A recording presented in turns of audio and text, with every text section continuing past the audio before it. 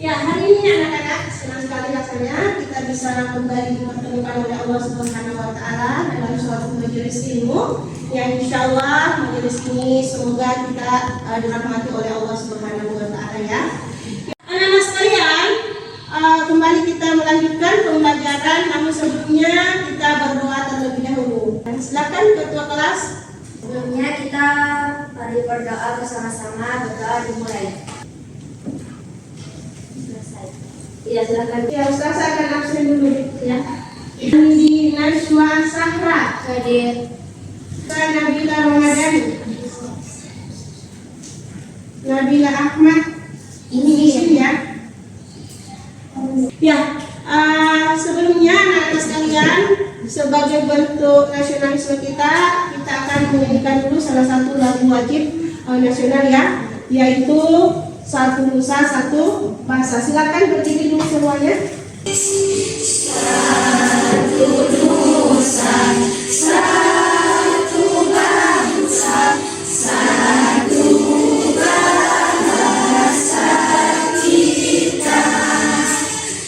Sekarang kita masuk ke pembelajaran ya. Sebelumnya Ustazah dulu menyampaikan materi kita pada hari ini adalah melalui diskusi kelompok dengan menggunakan model pembelajaran problem basic learning dipadukan dengan number together. Peserta didik mampu menjelaskan tentang pengertian permintaan, kemudian yang kedua mampu menjelaskan tentang atau merinci faktor-faktor yang mempengaruhi permintaan, kemudian Anda juga bisa menyebutkan atau menjelaskan tentang jenis-jenis permintaan ya, dan sebagainya.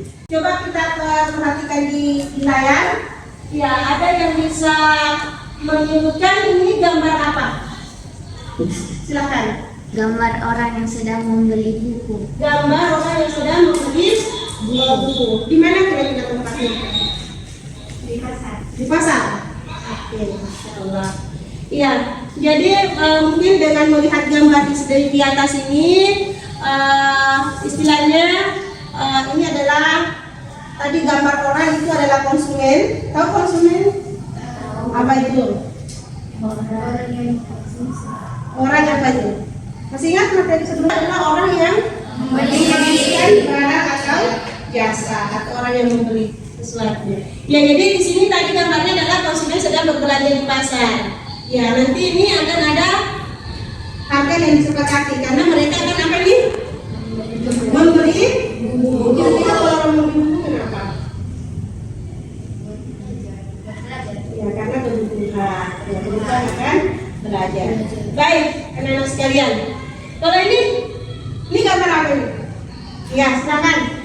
Gambar di atas menunjukkan aktivitas transaksi antara penjual dan pembeli atau konsumen sebagai pembeli dan penjual sebagai produsen, di mana pembeli bertanya berapa harga belian ini dan penjual menjawab 5.000, lalu pembeli menjawab aku beli 10 ya Nek. Iya. Kenapa kira-kira dia beli 10? Karena harganya murah. Harganya murah. Jadi kalau seperti itu, biasanya kalau harga murah, permintaan akan barang itu akan naik atau banyak ya. Masya Allah. Ya, semua anak-anak ustazah pintar-pintar semua ya. Ya, jadi anak-anak sekalian, dengan belajar nanti insya Allah mudah-mudahan kita tetap bersemangat ya, jangan ragu untuk bersahabat dengan buku dan jangan malu juga untuk bertanya kepada orang yang berilmu ya. Selanjutnya anak-anak sekalian, di sini nanti ustazah akan memberikan pembelajaran ya kepada kita dengan basic learning. Problem basic learning itu adalah pembelajaran yang berbasis masalah. Kita masuk ke pembelajaran, ya coba Ananda dulu. Apakah Ananda pernah masuk toko? Siapa? Pernah. Ya. Apa biasanya yang dibeli kalau kita masuk toko? Coklat, beng-beng, permen, dan sebagainya, snack-snack. Oh begitu. Terus bagaimana harganya? Ada yang 10.000, kalau coklat 10.000, permen Satu. ya. Terus kalau permen 1.000 dua, terus kalau beng-beng 3.000. Nah, terus kalau harga barang tersebut naik, apakah Anda tetap membeli? Tidak, Tidak. Kenapa? karena dari awal sebelum masuk toko saya sudah perhitungkan akan saya beli ini, akan saya beli ini. Kalau tiba-tiba harganya naik dan uang yang saya bawa tidak cukup, saya tidak jadi membeli. Tidak jadi membeli. Ya, tidak jadi membeli. Jadi indikasinya, anak-anak kalau begitu seperti tadi ilustrasinya disampaikan temannya, kalau harga naik, maka permintaan barang akan turun ya. Ya seperti tadi. Ya, dia tidak jadi membeli barang atau mungkin dia membeli tapi harganya sedikit, tidak seperti biasanya. Karena tiba-tiba harganya naik, otomatis dia tidak jadi membeli. Nah, itulah yang dimaksud dengan kalau harganya naik maka permintaan barang akan turun atau sebaliknya ya. Baik. Untuk lebih jelasnya silakan dulu kita lihat video pembelajaran ya. Ya, perhatikan videonya seperti ini.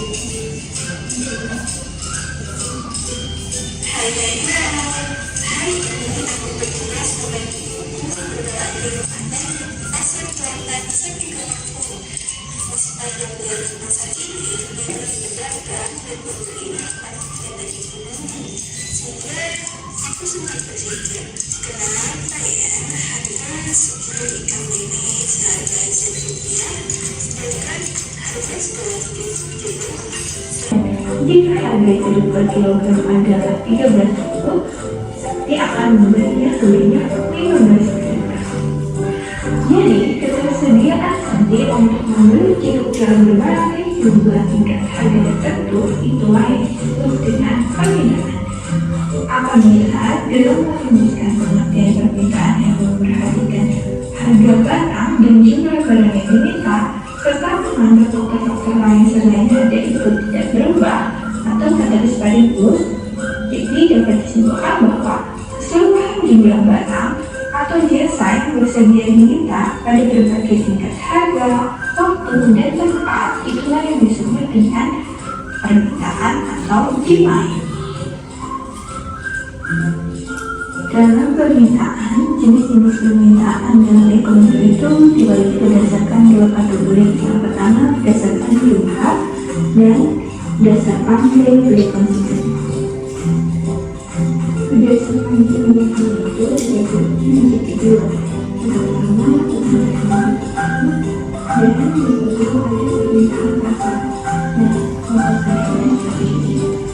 Kalau jumlah seseorang yang memiliki satu barang, artinya yang memiliki juga.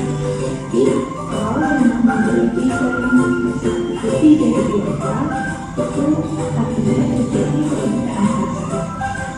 Kalau berdasarkan daya beli konsumen itu bergerak. Nah, ngomongin soal hukum permintaan, apa sih hukum permintaan itu?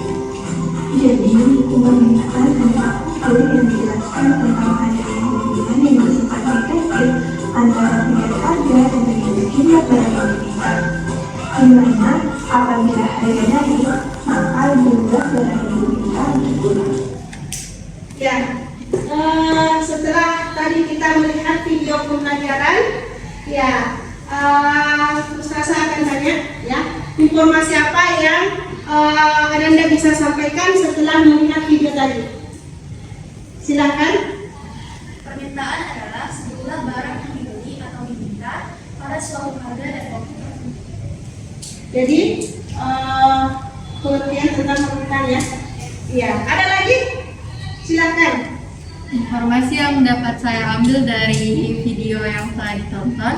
Yang pertama adalah faktor-faktor permintaan, yang diantaranya ada pendapatan konsumen, jumlah konsumen, harga produk, serta selera dari konsumen. Selera ya, produk itu sendiri. Masih ada informasi yang bisa disampaikan?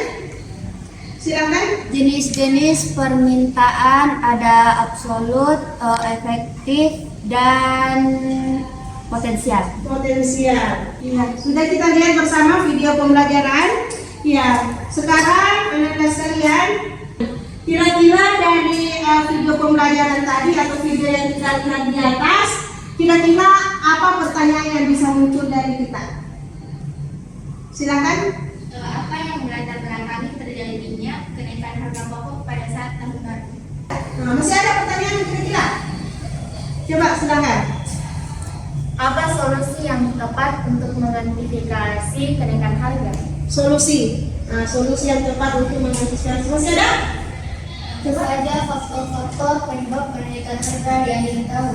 Faktor-faktor yang menyebabkan harga ya sembako pada akhir tahun.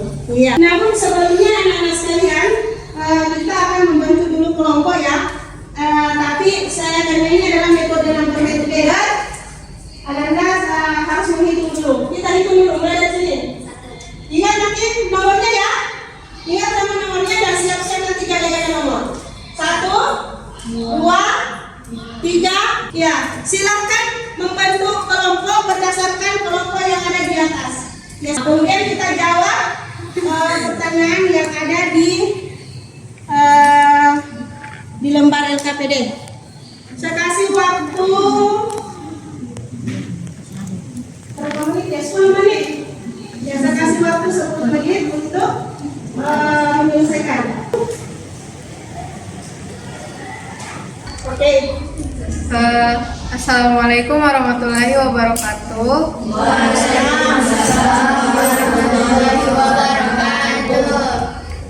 Saya Saskia dari kelompok 3 akan mempresentasikan mengenai permasalahan kenaikan harga. Yang pertama, mengenai bahan pokok menjelang Natal, yaitu bahan pokok harganya semakin meningkat. Kemudian barang yang dibutuhkan juga kian semakin langka. Kemudian yang kedua, penyebab kenaikan harga bahan pokok yang pertama adalah permintaan yang meningkat.